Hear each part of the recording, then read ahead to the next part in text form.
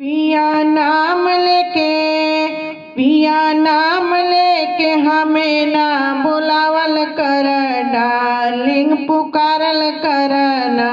पिया नाम लेके हमें ना बुलावल कर, डार्लिंग पुकारल करना। तहरा सुटवा के साथ हमरा लहंगा के साथ, तहरा सुटवा के साथ हमरा लहंगा के साथ, हमरा पहनला पर रोक जनी लगावल कर, डार्लिंग बुलावल करना। हमरा पहनला पर रोक जनी लगावल कर, डार्लिंग पुकारल करना। पिया नाम लेके हमें ना बुलावल कर, डार्लिंग पुकारल करना।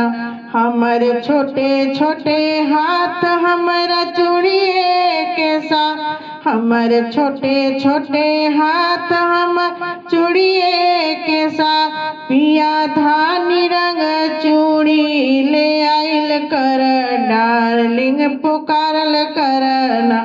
पिया धानी रंग चूड़ी ले आइल कर, डार्लिंग पुकारल करना। पिया नाम लेके हमें ना बुलावल कर, डार्लिंग पुकारल करना।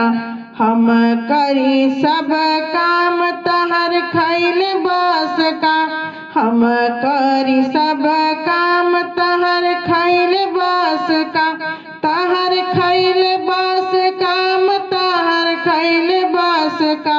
तनी कामों में हाथ बटावल कर, डार्लिंग पुकारल करना। तनी कामों में हाथ बटावल कर, डार्लिंग बोलावल करना।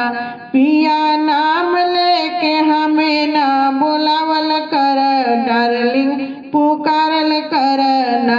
लेके चल अपना साथ जहाँ काशी विश्वनाथ, लेके चल अपना साथ जहाँ काशी विश्वनाथ। भोले बाबा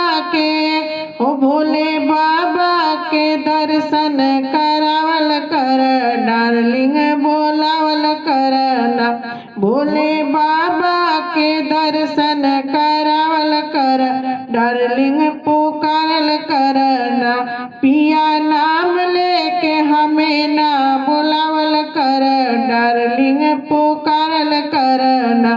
पिया नाम लेके हमें ना बुलावल कर, डार्लिंग पुकारल करना।